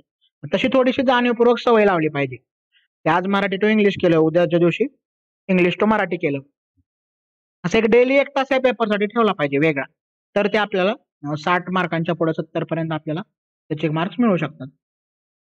पुढचा मुद्दा बघूया आपला, 1/3 सारांश लेखन करा आणि योग्य शीर्षक द्या. या दोन्ही गोष्टी महत्वाच्या आहेत. शीर्षक हे ऍप्ट पाहिजे, ऍप्ट ज्याला म्हटलेलं की नेमकं स्पष्ट त्याच्याशी जोडलं गेलेलं जे आहे ते, की आपण एक असं समजा हा एसे पॅराग्राफ वाचला, हा उतारे जे आहेत ते 2-3 पॅरा आपल्याला पाहायचे. 255 म्हणजे किती, साधारणतः आपल्याला 85 शब्दात ह्याचा आपल्याला 1/3 सारांश लिहावा लागेल. 85 शब्दात आहे असं एक्झॅक्टली 85 नाही झाला तरी चालेल, पण 5% इकडे तिकडे समजा पकडला आपण 85 पेक्षा, म्हणजे समजा किमान 70 शब्द तरी असले पाहिजे आणि जास्तीत जास्त 95 पर्यंत आपले ठीक आहे. समजा 100च्या आत पाहिजे एवढं नक्की आहे की हे जे आहे ते 85 म्हणजे 10% किंवा 5% जरी आपण मार्जिन पकडलं. ह्याच्यासाठी सगळ्यात महत्त्वाचं काय आहे की तुमचं होकॅब किती चांगलेले आहे, तुमचे होकॅब्युलरी जे आहेत की शब्द संपदा ज्याला म्हटलेला आहे ती किती चांगली आहे. तर तो आपला शब्द साठा आहे तो मोठा पाहिजे, की त्याचं एक आपल्याला शालेय पातळीवर हे असायचं बघा एक, की काय म्हणलंय की शब्दसमूहासाठी विशेष शब्द, हे जर माहित नसेल तर मग एकच शब्द आहे ज्याच्यात म्हणजे वेगवेगळे आहे की विशेष शब्द ज्याला म्हटलेला आहे शब्दसमूहासाठी शालेय पातळीवर असतं, त्याची थोडीशी सवय लावून घेतली. जीवन अधिक परिपूर्ण करण्याचा हेतू त्यामागे असतो. या सर्व निर्माणाच्या शोधाच्या मागे मूलभूत गरजा असतात. मग तुम्ही असं म्हणलं की हा गरज ही शोधाची जन्य असते. एवढ्या सगळ्याबद्दल बोलायचं असेल तुम्हाला, ह्या 2-3 ओळीबद्दल बोलायचं कलेक्टिव्हली, तर तुम्ही म्हणलं की आता काय म्हणलं की जमीन आणि स्त्रियांना खरी निर्मितीक्षम मानलेलं आहे. मग ह्यात सर्जन शब्द कुठं वापरता येईल का? लोककला आणि लोकसंस्कृती. मग ह्या दोन्हीसाठी एक टर्म कुठली वापरता येईल का? श्रम आणि श्रम परिहार. मग हे म्हणजे अनेक शब्दासाठी एक शब्द ज्याला म्हटलेलं आहे ते थोडासा आपल्याला समजलं पाहिजे की शेतकरी बियांची रुजवण करीत पिकांची जोपासना करतो. तुम्ही असं म्हणलं की बियांची रुजवण ऐवजी या 2 शब्दाऐवजी मग फक्त पेरणी हा शब्द वापरला. शेतकरी पेरणी करून पिकाची काळजी घेतो असं म्हटलं तर त्या 8 शब्दापैकी 3च शब्द आपले 4 शब्दात आपलं काम भागलं. मग हे कमीच शब्दात आपल्याला लिहिता आलं पाहिजे. आई दुःख भोगून बाळाला जन्म देते पण त्यात नवनिर्माणाचे सुखी असते. कलाकृती ही निर्मितीतली एक उच्च कोटी असते. समाजाच्या गरजेची परिपूर्ती करणारी कला संस्कृतीत मोलाची भर घालते. मग ह्या पूर्ण वाक्याबद्दल आता हे किती शब्द आहे समजा सॅम्पल म्हणून आपण बघायचं म्हणलं 1, 2, 15 शब्द आहेत. मग ह्यात आपल्याला 7 शब्दांबद्दलच काहीतरी बोलता येईल का बाबा? एवढ्या 2 ओळी ज्या आहेत त्या. मग ह्याच्यावर थोडासा विचार केला पाहिजे आणि हे प्रॅक्टिस न होईल. जेवढं तुम्ही जे आहे ते की एखादा मोठं काहीतरी लेंदी घेतलं समजा. एखादं आर्टिकल आलंय न्यूजपेपरला. ते खूप आर्टिकल घेतलं आणि परत परत वाचून त्याचा सारांश स्वतःच्या शब्दात लिहून काढला. ते महत्वाचं आहे. हेच शब्द वापरले पाहिजे असं नाही. तुम्हाला वाचून तुम्हाला जे कळलंय त्याचा सारांश लिहून काढा. तशी थोडीशी सवय लावा. आणि ह्यात वाचायला जास्त वेळ दिला पाहिजे. हे 10 मार्काला जरी असलं तरी समजा एक जास्त वेळ तुम्ही वाचनावर घालवला पाहिजे की 2दा 3दा 4दा जे आहेत आणि महत्वाचे शब्द अंडरलाईन करणं, त्याला पर्यायी शब्द शोधणं किंवा आहे शब्द व्यवस्थित वापरणं जे आहे ते. तर ही थोडीशी प्रॅक्टिस आपल्याला दोन्ही प्रकारे उपयोगी ठरेल. म्हणजे त्याचं काय म्हणाले की 2-3 गोष्टी आहेत की एक तुम्हाला समअप करायचं म्हणलं मराठीचं जे मटेरियल आहे समजा, तरी काय करता येईल की डेली तुम्हाला काही गोष्टी कराव्याच लागणार आहेत. त्याला पर्याय नाहीये. डेली 1 तास तुमचा त्यासाठी द्यावा लागेल. त्यामध्ये काय काय करता येईल की एसे साठीचं वाचन वेगळं जे आहे ते वाढवणं. एक्सपेक्टेड एसे बाबत थोडासा विचार करणं की हेल्थ बद्दल येईल का आता? शिक्षण धोरण आलंय नवीन त्याबद्दल येईल का? टेररिझमचा रिपीट झालाय मग अजून एकदा विचारला जाईल का? पर्यटनाबद्दल काहीतरी विचारलं जाईल का? म्हणजे एसे कुठला येऊ शकतो त्यावर थोडासा विचार केला किंवा महिला लिंग भावाबद्दल काही येईल का? आता चर्चेत असणारे वेगवेगळे विषय ते कशा प्रकारचे आहेत? आणि डेली समजा म्हणलं की अर्धा तास ट्रान्सलेशनसाठी आणि एक 15-20 मिनिटं 1/3 सारांसाठी. हे डेली ठरवलं की एक दिवस अल्टरनेट केलं. इंग्रजीसाठी 1 दिवस दिला आणि मराठीसाठी 1 दिवस दिला आणि रविवारी सुट्टी घेतली त्याला. रविवारी फक्त एसएसाठी एक सगळे न्यूजपेपर घेऊन त्याच्या पुरवण्या वाचत बसले तरी चालेल. म्हणजे हे 3 दिवस तुमचे समजा आठवड्यातून 3 तुमचे सारांशाचे नोट तयार होईल. 3 दिवस मराठीची आणि इंग्लिश दोन्ही. म्हणजे दोन्ही गोष्टी होतील तुमच्या की ट्रान्सलेशन अनुवाद ज्याला म्हटलेला आहे तो आणि सारांश. दोन्हीचं 1 तासभर जरी तयारी केली आपल्या 8-10 तास जे काय तुम्ही बसताय डेली, त्यातले 1 तासभर तुम्ही एसएसाठी वेगळा दिला, तर ते आपल्याला प्रॅक्टिसना त्या गोष्टी आपल्याला साध्य होतील. अजून 80 दिवस आहेत आपल्याकडं, त्यामुळे ते होऊन जाईल. Write an essay on any one of the following topics in 400 words. आता 2 गोष्टी आहेत, 2 प्रकारची लोक आहेत एसे बाबत बोलताना म्हटलं तर की ज्यांचं इंग्लिश मीडियम मधून शिक्षण झालंय त्यांना पहिला हाफ थोडासा जड जाईल. ज्यांचा मराठी मीडियम मधून झालंय त्यांना सेकंड हाफ तेवढा जर कंट्रोल नसेल, तर बघ खूप लोक असे असतील ज्यांचा मराठी इंग्लिश दोन्हीवर चांगल्या प्रकारे कंट्रोल आहे, तर ती चांगली गोष्ट आहे. हे होऊ शकतं, पण एखाद्याला त्रास द्यायचा तर त्याची स्ट्रॅटेजी काय आहे की तुमच्या स्ट्रेंथवर खेळा तुम्ही. तुम्हाला जर असं वाटत असेल की इंग्लिश एका पॉईंट नंतर मला येणारच नाहीये सर्टन, म्हणजे ट्रान्सलेशन खूपच कमी येते, सारांश लिहिता येत नाहीये, इंग्लिश लिहायला पण इश्यू आहे, मग एसे पण लिहिता येत नाही आपली आयडिया. मग तुम्ही स्ट्रेंथवर खेळा की तुम्हाला जे 3 तास दिलेत त्यातलं 2 तास तुम्ही मराठीतच घालवा आणि असा प्रयत्न करा की त्यातले आपले 50 पैकी मॅक्झिमम मार्क्स त्यातले आले पाहिजे. आणि एका तासात मग ह्यातलं जे काय आपल्याला बेसिक मिनिमम सोडून देता कामा नाही, पण बेसिक मिनिमम जेवढं आपल्याला लिहिता येत नाही तेवढं त्यावरती लिहिलं की हाच आपण हे केला टोटल 2 तास जे आहेत ते 3 तासातले 2 तास मराठी घालवले आणि त्या 50 मध्ये 35 पर्यंत कसं पोहोचता येईल, 40 कसं जाता येईल याचा प्रयत्न केला. आणि इकडे एक साधारणतः 50 पैकी 20 समजा कसे आहेत, मग ते 60-65 ला कसं नेता येईल टार्गेट आपण ठेवलं पाहिजे. स्ट्रेंथवर थोडंसं तुमच्या स्वतःच्या अनालाइज करा की एक कुठला तर मुद्दा जो त्रासदायक ठरणार किंवा सारांश लिहिता येतोय त्याला सारांश चांगला लिहितोय त्याचा एसे पण चांगला होणार, कारण वाचलेलं कमी शब्दात क्रक्स मांडणं जे आहे ते एसे आणि सारांश हे थोडंसं तुमचं होकॅबवर आणि तुमचं एकूण अभ्यासाची पद्धती कशी आहे रट्टा मारणारे लोक काही त्यांना थोडंसं हे जड जाईल, म्हणजे पाठांतर करणार जे आहे ते. ज्याला एखादी संकल्पना समजून घेऊन ती आत्मसात करण्याचं जे आहे ते थोडंसं कळत राहील. म्हणजे काय म्हणलं की भारतीय परंपरेमध्ये बुद्धीचे 3 प्रकार सांगितलेले आहेत, की एक मेधा आहे, दुसरी प्रज्ञा आहे आणि तिसरी आहे ती प्रतिभा आहे. प्रज्ञा जी आहे ती आकलनात्मक बुद्धी आहे, की समजा एखादी मशीन आहे, तर ते मला कशी चालते हे समजलं, हे आकलन आहे. आणि मेधा म्हणजे रिटेन करणं, पाठांतर करणं. हे अख्खं चॅप्टर पाठ आहे. मला पेज नंबर सांगा, मी डाटा सांगतो, किंवा डाटा सांगा, मी पेज नंबर सांगतो. असे काही लोक आहेत अभ्यास करणारे. मग ते मेधा आहे. आणि प्रतिभा आहे म्हणजे गॉड गिफ्टेड आहे. हे 3 प्रकार मानले गेले. मग आपण कशा प्रकारचे व्यक्ती आहे ते ओळखून घेतलं पाहिजे, की रट्टा मारणं नाही. मग तसं असेल तर मग क्रिएटिव्ह लिहिण्याला थोडं इश्यू येऊ शकतात का? आपण एसेचे मुद्दे बघूया आपण आता ह्यात काय काय लिहिता येईल की. Problems of working women. आता हे टर्मिनॉलॉजी प्रॉब्लेमॅटिक आहे का? Every woman is working, some get paid. प्रत्येक स्त्री काम करते, कोणती स्त्री काम करत नाही? वर्किंग वुमन असं काय नाही, वुमेनच आहे म्हणजेच वर्किंग. कारण कामाचं तेवढं हे ओझं तेवढं डोक्यावर दिलंय पितृसत्तेने जे आहे ते. मग ह्यात तुम्ही म्हणला की प्रॉब्लेम्स ऑफ वर्किंग वुमेन. मग एनसीआरटी मध्ये डबल बर्डन नावाची कन्सेप्ट आहे. सोशोलॉजीची एनसीआरटी किंवा पॉलिटीची एनसीआरटी, त्यामध्ये डबल बर्डन आहे समजा. की तिला काय, वर्किंग वुमेन म्हणजे सो कॉल्ड वर्किंग वुमेन, वुमेनच आहे, मग वर्किंगच आहे, सम गेट पेड. आता ते ह्याचा इश्यू चाललेला होता, कमल हसन यांनी काय म्हणलेलं की गृहिणींना पेमेंट सुरू करायचं. त्याची चर्चा सुरू झाली होती. कमल हसनांचं सरकार आलं नाही, पण त्यांनी त्यानंतर ते केलं होतं की तामिळनाडूमध्ये जर माझी सत्ता आली तर मी गृहिणींना वेतन सुरू करेल, असं त्यांनी म्हटलेलं होतं. वर्किंग वुमेन बद्दल आपल्याला काय माहिती आहे? डबल बर्डन एनसीआरटी मधलं माहिती आहे का? मग त्यांचं बर्डन काय? डबल बर्डन तर घरचं काम करणं आणि परत ऑफिसचं काम करणं. सकाळी 9ला आपला डबा करायचा, घरच्यांचा डबा करायचा, मुलांचा डबा करायचा, ऑफिसला जायचं, परत 6ला परत यायचं, 6ला परत आल्यावर परत संध्याकाळचा स्वयंपाक करायचा, परत सगळे कुटुंबाची जी सगळी जबाबदारी जी आहेत. हे वर्किंग वुमनचे काय इश्यू आहेत, प्रॉब्लेम जे आहे त्या समस्या. हे डबल बर्डन बद्दल तुम्ही बोलला, तुम्हाला एखादं कोटेशन माहिती आहे समजा. आता वेगवेगळे जेंडर मूव्हीज ज्याला म्हटलेलं आहे तसे आलेले आहेत, ज्याला जेंडर मूव्हीज म्हणता येईल. थप्पड सारखा सिनेमा येऊन गेलाय. मग त्यात विमेनचे काय इश्यू आहेत नेमके? वर्किंग वुमेन जे आहे ते कशा प्रकारचे आहे? म्हणजे असं काय म्हणतात की काय, काम करू दिलं जातं, मला नोकरी करू दिली जाते, लग्नानंतर पण मला अलाव केलंय. ही परमिशन का मागायला लागते? मग पितृसत्तेबद्दल आपल्याला काय माहिती आहे? लिखाण त्या प्रकारचं आपलं आहे का? मिळून साराधणी नावाचं महिलांसाठी काम करणारं एक मासिक आहे, त्यातल्या गोष्टी काय आपल्याला माहिती आहेत का? किंवा समजा चतुरंग पुरवणीमध्ये अशा गोष्टी येत असतात, विमेन एम्पॉवरमेंट संदर्भात बऱ्याचशा आर्टिकल त्या ठिकाणी येत असतात. ते आपल्याला माहिती आहेत का?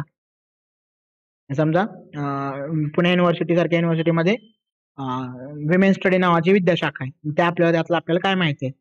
वर्किंग वुमेनचे प्रॉब्लेम जे आहेत ते. मग तुम्ही तुमच्या घरातनं सुरुवात केली की समजा, तुम्हाला माहिती आहे की तुमची आई आहे ती सगळ्यात अगोदर उठते आणि सगळ्यांचीच, आणि सगळ्यात शेवटी झोपते. मग हे घड्याळ कसं आहे? मग ह्यासाठी टाइम पॉवर्टी नावाची कन्सेप्ट आहे. वेळेचं दारिद्र्य ज्याला म्हणता येईल, तर ते महिलांवर लादलेलं आहे पितृसत्तेनं. टाइम पॉवर्टी जी आहे ती वेळेचं दारिद्र्य. तिला स्वतःला काहीतरी करायचं असेल तर तो वेळच नसतो, एवढं ऑक्युपाय ती असते. पतीची जबाबदारी, सासू सासऱ्यांची जबाबदारी, मुलांची जबाबदारी, ऑफिसची जबाबदारी, आणि एवढं सगळ्यात दिवस जातो, मग तिला स्वतःला काय आहे ते त्याचा काही सेन्सच नाही. म्हणजे एकदा म्हणजे विवाह संस्थेचा विवाह संस्थेमुळे या गोष्टी होतात का? त्याचे जे आहे ते. मग सिंगल असेल तर मग वर्किंग वुमन हे कशा प्रकारचे आहे? म्हणजे दोन्ही गोष्टी बोलला तुम्ही. वर्किंग वुमन कशी आहे ते सांगा, मग त्यावर डिपेंड आहे प्रॉब्लेम आहे का नाहीये. सिंगल वुमेन आहे आणि वर्किंग आहे, तर मग तिथे तिथे स्वतःला ते मॅनेज करू शकते, त्या प्रकारचे स्वतःच्या प्लेजर किंवा स्वतःचे काही छंद आहेत, स्वतःसाठी काही गोष्टी करायच्या आहेत, त्या ठरवून ते करू शकते. म्हणजे विवाह संस्थे असेल तर ते शक्य होईल का? कारण ते टाइम पॉवर्टी आहे, कारण सर्टन रोल डिफाईन. मग तुम्हाला म्हणलं की काय आहे की ह्याचा कोअर काय आहे समजा या प्रॉब्लेम्स ऑफ वर्किंग वुमेनचं, की एक आहे की स्त्री ही घडवली जाते. ती ही घडवली जाते म्हणजे वयात आले समजा, किंवा एका तुमच्या घरात पण ते होतं, तुमच्या माझ्या घरात पण ते की हसू नको असं, हळू आवाजात हास, कशी बसलीस, कशी चालतेस, घरच्या पुढे संध्याकाळी उभा राहावं का, अशा गोष्टी आई सांगते का कंटिन्यू मुलीला जे आहेत? मग हे सांगणारे लोक जे आहेत ते कंटिन्यू, मग तिचं जे ऍज अ एंटिटी इंडिव्हिज्युअल असल्यामुळं तिचं इंडिव्हिज्युअल असणं जे आहे ते शक्य होत आहे का? तिचं स्वतःच्या व्यक्तिमत्वाचा विकास हे तिला शक्य आहे का? कारण कंटिन्यू हे लहानपणापासून जे वाढवणं आहे मुलींना, ते कशा प्रकारे वाढवलं जातं, मुलासारखं वाढवलं असं का म्हणलं जातं. मुली अशा बऱ्याचदा खूप सांगतील, तुम्हाला भेटतील की आमचे बाबा खूप चांगले आहेत, त्यांनी मला मुलासारखं वाढवलंय. मुलासारखं वाढवणं म्हणजे स्टँडर्डायझेशन आहे का?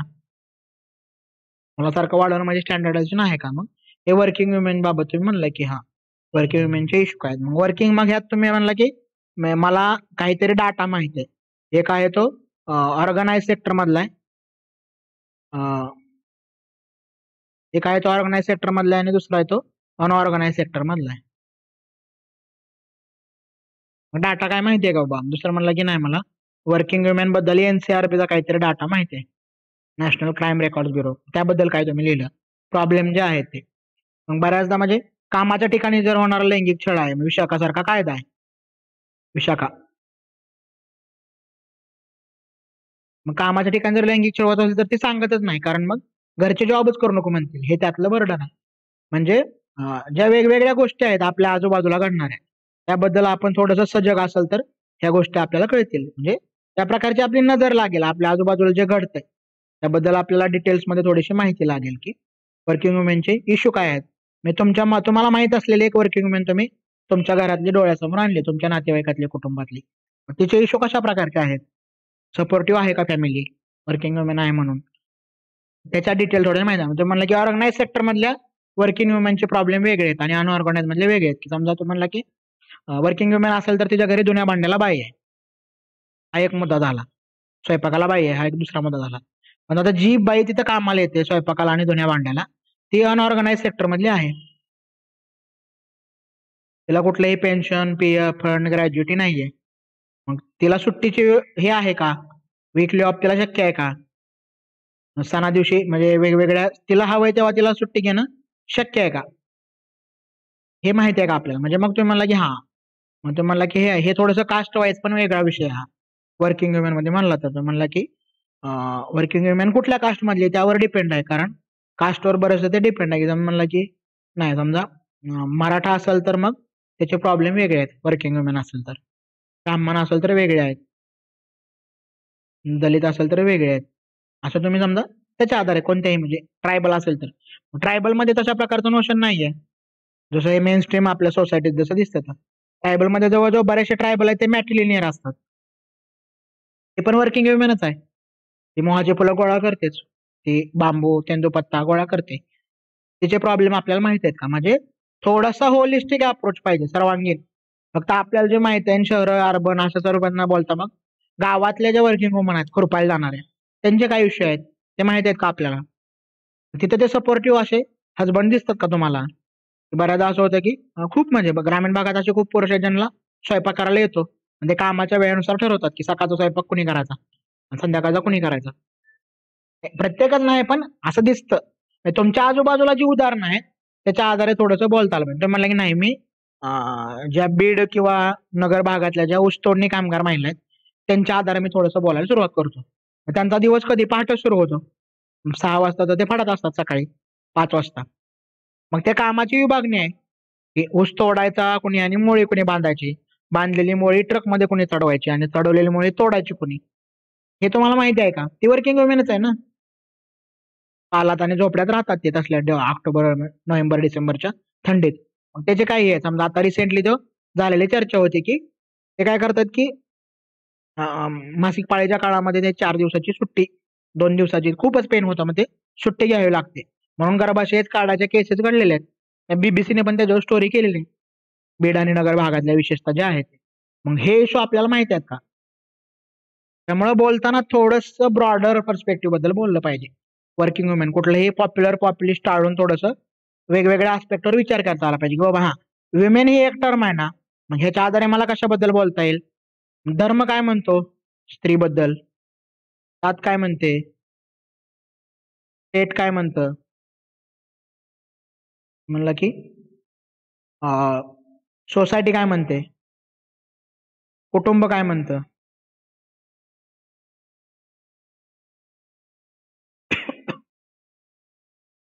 तंत्रज्ञान काय म्हणतं. तुम्हाला हा तर मुद्दा माहित असेल की तंत्रज्ञान म्हणजे जेव्हा एखाद्या गोष्टीचं कॅलिब्रेशन केलं जातं, फॉर एक्झाम्पल एसी आहे, तर एसीचं जेव्हा कॅलिब्रेशन केलं जातं तेव्हा ते पुरुष बसवून केलं जातं जनरली. म्हणजे म्हणजे तुमचं कॅलिब्रेशन कसं होतं की समजा की ते 21 डिग्री टेम्परेचर ठेवायचं आहे किंवा 26 डिग्री ठेवायचं आहे. तर मग ते पुरुषाला बरं वाटतंय का त्याच्यासाठी जे कॅलिब्रेशन केलं जातं की हा एवढं टेम्परेचर म्हणजे योग्य आहे बॉडीला असं असेल तर मग ते पुरुषाला असेल तर मग ते पुरुषच तिथं असतो मेजरली कॅलिब्रेशन. त्यामुळे मग क्लासमध्ये बसल्यावर मुली अशी तक्रार करतात की थंडी वाजते एसी थोडासा वाढवा आणि मुलांच्या अशी अपेक्षा नाही थोडं कमी करा. कारण ते बॉडीली डिपेंड असतं स्त्रीच्या शरीराचं टेम्परेचर आणि पुरुषाच्या शरीराचं टेम्परेचर त्यामध्ये फरक असतो. त्यामुळे स्त्रीला लवकर थंडी वाजते आणि ते कॅलिब्रेशन मेल डॉमिनेटेड असतं. कारण तिथंच तुम्ही स्त्रियांना बनवून तुम्ही कधी टेस्ट करत नाही ते की किती असावं एसीचं टेम्परेचर कॅलिब्रेशनसाठी स्टँडर्डायझेशन जे करतात ते. त्यामुळं मग हे होतं काय की मग हे हे हे इथपर्यंत चालतं. हे तंत्रज्ञान माहिती तुम्ही असं म्हणला की हा मग तुम्ही असं गुगलवर फक्त सर्च केलं की विमेन असं गुगलवर सर्च केलं तर इथं कायम व्हाईट व्हाईट विमेन येते एकतर ती नॉर्थ अमेरिकन असते किंवा मग युरोपियन असते. जगात दुसऱ्या महिला नाही आहेत का? हे तंत्रज्ञानाचे इश्यू काय आहेत नेमके हे आपल्याला थोडंसं माहित पाहिजे की तंत्रज्ञानाचा इश्यू कशा प्रकारचे आहेत. एखाद्या गोष्टी म्हणजे विचार करताना एखाद्या टर्मिनल म्हणजे ते दरवेळेस लिहून बघितलं पाहिजे असं नाहीये. आपल्या आजूबाजूला ती सगळी उदाहरणं आहेत फक्त आपल्याला ते इंटरलिंक करता आलं पाहिजे जोडता आलं पाहिजे की कशा प्रकारे केलं जातं विमेन बद्दल बोलताना जे आहे ते. म्हणून विमेन बद्दल धर्माची काहीतरी धारणा आहे बाबा. विमेन काय आहे की शैनेश्वर अंबा जेवताना घालायला ती पत्नी आईसारखी पाहिजे आणि बेडरूम मध्ये ती रंबेसारखी पाहिजे ही आपल्या धर्माची समजा परंपरा आहे. मग ती धारणा जी आहे विमेनची मग त्याचे आणि वर्किंग विमेनचे इश्यू काय कशा प्रकारचे आहेत. कास्टमध्ये म्हणलं तर ते म्हणलं की प्रत्येक कास्टमध्ये त्याचे वेगवेगळं नोशन आहे. वर्किंग विमेनचं जे आहे ते आपण मध्ये बघितले ब्राह्मण दलित मराठा ट्रायबल्स भटके विमुक्त. जनरली एक आहे की जी स्त्री एनी हाव कुठल्याही इकॉनॉमिक ऍक्टिव्हिटीमध्ये गुंतलेली आहे तिला तुलनेनं स्वातंत्र्य जास्त आहे. म्हणजे वर्किंग वुमेनचा सगळ्यात मोठा म्हणजे आर्थिक स्वातंत्र्य हे त्याच्या स्वातंत्र्याची किल्ली आहे असं बऱ्याचदा म्हणलं जातं. फेमिनिस्ट मुवमेंट जे आहे की तिचं आर्थिक स्वातंत्र्य स्वतःच्या पायावर उभं राहणं जे आहे ते जास्त महत्वाचं आहे. हे आपल्याला माहिती पाहिजे म्हणजे एकच टर्म घेतली आणि त्याच्यावर ह्या सर्वांगाने विचार केला. तंत्रज्ञान स्टेट जात धर्म सोसायटी समाज उपजाती सगळं ईश्वर जे आहे ते मग त्याचे प्रॉब्लेम काय ते आपल्याला त्याबद्दल तुम्ही लिहिलं. समजा मग कुठल्याही प्रकारचे कायदे कशा प्रकारचे आहेत त्यावर तुम्ही थोडंसं केलं म्हणजे वर्किंग वुमेनचे इश्यू जे आहेत हे काय हे आता याचा निष्कर्ष काय आपल्याला हा समजा समअप करायचा म्हणलं तर एक वर्किंग वुमन ही काय एक साधा कोटिक्रम नाहीये तर ती कॉम्प्लेक्स आहे. कॉम्प्लेक्स टर्म आहे आणि तुमच्या पुढचं आव्हान काय आहे हे 400 शब्दात लिहायचं. 1000 शब्दात हे खूप चांगलं लिहिता येऊ शकतं पण ते खूप कमी शब्दात तुम्हाला क्वालिटी असं लिहावं लागेल. वर्किंग वुमन ही कॉम्प्लेक्स टर्म आहे त्याचे अनेक नोशन आहेत. मग मुस्लिम वर्किंग वुमेनचे इश्यू वेगळे आहेत मराठा वर्किंग वुमेनचे इश्यू वेगळे आहेत. तुम्ही म्हणला की ऑर्गनाइज सेक्टर मधले वेगळे अनऑर्गनाइज सेक्टर मधले वेगळे ग्रामीण भागातले वेगळे शहरी भागातले वेगळे आहेत. मध्यमवर्गीय वर्किंग वुमेनचे वेगळे आहेत आणि दारिद्र्य रेषेखालच्या वर्किंग वुमेनचे प्रश्न वेगळे आहेत. ते थोडंसं डिवाइड केलं आपण एक विश्लेषण केलं त्याचं अनालाइज केलं की ती टर्म किती प्रकारे बघता येऊ शकते याबद्दल थोडंसं माहित पाहिजे आपल्याला. दुसरा मुद्दा काय आता ह्याचा आयडियल सिटीजन. आयडियल सिटीजन असं म्हटलेलं आहे. आता सिटीजन ही शब्द कुठून आला हा शब्द सिटी मधून आलाय. सिटी स्टेट्स कुठं होते ग्रीकांमध्ये होते कुठले एथेन्स म्हणजे हे प्लेटो अरिस्टॉटल ग्रीक सॉक्रेटिस ही जी लोक होते डेमोक्रेसीची सुरुवात ज्याला म्हटलेलं आहे हे सगळे सिटी स्टेट मधले लोक होते. स्पार्टा ही पण सिटी होती. स्पार्टामध्ये डेमोक्रेसी नव्हती. स्पार्टामध्ये त्याला काय म्हणता येईल की मिलिटरी नोबिलिटी ज्याला म्हणता येईल अशा प्रकारची राज्यव्यवस्था होती तिथं स्पार्टामध्ये जे आहे ते.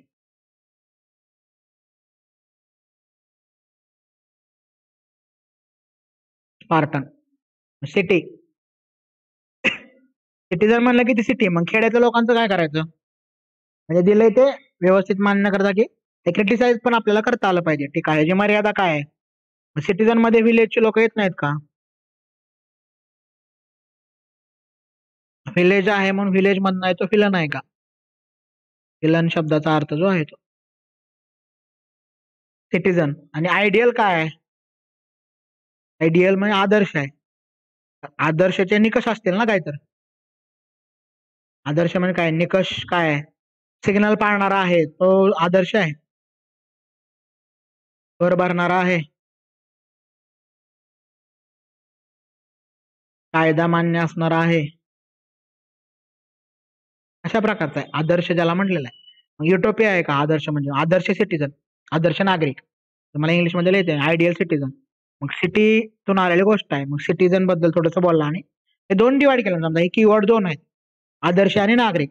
मग नागरिकाबद्दल थोडं डिटेल तुम्ही बोलला की सिटीजन बद्दल, तो सिटीजन आलेली गोष्ट आहे समजा, त्याबद्दल थोडंसं तुम्ही डिटेल बोलला. आपल्याला येते सिटीजन. सिटीजन बद्दल तुम्ही डिटेल थोडंसं हे ज्या चर्चा केली की त्याचे कोणकोणते मुद्दे आहेत. नागरिक शास्त्र आहे समजा, मग त्यात काय तुम्हाला काही कर्तव्य दिली आहेत का? तुम्ही म्हणला की नाही, मी पॉलिटीच्या फंडामेंटल ड्युटीच्या आधारे मी थोडासा प्रयत्न करतो बोलायचा की ड्युटीज म्हणजे कर्तव्य पार पाडणारी जी व्यक्ती आहे ती सिटीजन आहे. फंडामेंटल ड्युटीज, फंडामेंटल ड्युटीज पार पाडणारी व्यक्ती म्हणजे सिटीजन आहे, असं मी थोडा प्रयत्न केला. सिटीजन बद्दल डिटेल थोडंसं बोलला. आणि आदर्श, आदर्श असण्याबाबत मग तुमची काय कल्पना आहे आदर्शाची, त्याबद्दल थोडंसं आपल्याला बोलता आलं पाहिजे. आदर्श कशा प्रकारचं जग आहे, आदर्श जग आणि आदर्श त्यातलं सिटीजन. पुढच्या मध्ये काय काय म्हणलेले आहेत? इंग्लिश ट्रान्सलेशन जे आहे ते की इंग्लिश भाषा हा विशेषतः इंग्रजी भाषा आणि त्याचा आपल्या आयुष्यावर असणारा परिणाम त्यावर थोडंसं बोललेलं आहे. मी ह्याचं ट्रान्सलेशन केलं. भारतात इंग्रजी आगमनाने संपूर्ण वातावरण बदललं. आता वातावरण हा शब्द इथं तुम्ही क्लायमेट वापरता कामा नये. क्लायमेट किंवा वेदर वापरता कामा नये. तर वातावरण या शब्दाचा अर्थ पूर्णपणे वेगळा आहे. भारतात इंग्रजांच्या आगमनामुळे संपूर्ण वातावरण बदलले. एकूण राहणे मान जीवनशैली हे सगळंच बदललं. ह्या बदलाचा परिणाम महाराष्ट्रीय जनजीवन आणि मराठी भाषेवर झाला. म्हणजे जनजीवनासाठी इंग्लिश शब्द काय आहे? लाईफस्टाईल ह्या जीवनशैली झाली. जीवनावश्यक वस्तू ह्याला तुम्ही म्हणला की कुठला कायदा आहे? जीवनावश्यक वस्तू कायदा, एसेन्शियल कमोडिटीज ऍक्ट. इंग्रजी नावासह त्या वस्तू स्वीकारणे गरजेचं झालं. सर्वच कार्यक्षेत्र, कार्यक्षेत्रासाठी इंग्लिश शब्द. पोशाख, खाणे-पिणे, मनोरंजन, वाहतूक, खेळ, व्यवसाय. कोणकोणते शब्द आले त्यात त्यांनी दिले. Cooker, gas, mixer, TV, fan, tomato, papa, mummy, daddy, post, bank, railway, bus हे आहेत ते. फॅन लावणे, फ्लॅट घेणे, ऑपरेशन करणे, मराठी मीडियम घेणे. सो भाषेतून मी वेट करतो, इव्हिनिंगला भेटू. हे जे ट्रान्सलेशन होते, मग आता बरेचसे शब्द त्यांचे इंग्लिशच आहेत, फक्त आपल्याला त्याचे व्यवस्थित ते ट्रान्सलेशन जमलं पाहिजे. आता हे किती आहे? 240 शब्द आहेत साधारणतः आपल्याला अनुवाद करायचं जे आहे. 240 शब्दामध्ये म्हणलं तर ते साधारणतः 80 समजा आपण पकडून चालू. 80-79 शब्दामध्ये हे झालं पाहिजे अनुवाद जो आहे तो. हे वाचून घ्या एकदा बारकाईनं आणि मग त्याचा भावानुवाद ज्याला म्हटलं की आपल्याला त्याचा सॉरी एक तृतीयांश सारांश जो आहे तो मला जे समजलंय ते. Began life in a more pleasant surrounding, she was born in Yugoslavia. तुम्ही असं म्हणला की mother Teresa was born in pleasant Yugoslavia किंवा प्लेझंट वातावरण असणारा युगोस्लाविया नावाचा देश आहे, असं केलं. At the age of 12 she decided to be missionary and then at 18 to be nun. हे दोन्ही एकत्र करता येईल का संयुक्त वाक्य मिश्र वाक्य असं म्हटलं तर? She was sent to Loreto Abbey, Dublin, where the girls trained for work in India. Soon after she arrived in India, she was appointed geography mistress at St. Mary's High School in Calcutta. हे जे आहे ते मग हे तुम्हाला भाषेवर थोडंसं प्रभुत्व लागेल. मग त्याचा पर्याय काय की डेली इंग्लिश वाचण्याची आपली सवय पाहिजे. डेली न्यूजपेपर एक वाचलाच पाहिजे, त्याला पर्याय नाही. आणि प्रॅक्टिस म्हणून ते रोज एक पॅराग्राफाचं सारांश लिहायचं आणि एक पॅराग्राफचं मराठी ट्रान्सलेशन करणं जे आहे ते. आणि त्यामध्ये ते करताना थोडंसं डायव्हर्स करायचं. मला जसं मगाशी म्हणलं तसं की एक पॉलिटीचा, एक मेडिकल वरचा लेख काहीतरी आला समजा किंवा हेल्थ वरचा लेख आला कोरोनाच्या अनुषंगाने त्यावरचं. त्यामुळे मग एक तृतीयांश सारांश लिहिताना जे आहे ते की काळजी घेणं जे आहे ते की जोपर्यंत तुम्हाला ते समजलेलं नाहीये तोपर्यंत ते तुम्हाला लिहिता येऊ शकत नाही. आणि त्यासाठी तुम्हाला प्रॅक्टिस त्या प्रकारची लागेल. तर ही साधारणतः आपल्या 2020च्या पेपरची चर्चा होती. तुम्हाला काही क्वेरीज असतील तर आपल्या नंबरवर कॉन्टॅक्ट करा. त्याचं काही मार्गदर्शन लागेल तर ते करता येईल. आणि काही क्वेरीज असतील तर त्या आपण सॉल्व्ह करू. परत आपण पुढच्या व्हिडिओमध्ये भेटू. त्यामध्ये आपण 2019चा जो पेपर आहे मेन्सचा तो आपण डिस्कस करूया. आता मी थांबतो. सब्जेक्टिव्ह मराठी इंग्लिश बाबत काय डाऊट असतील तर मग कॉल करा. धन्यवाद.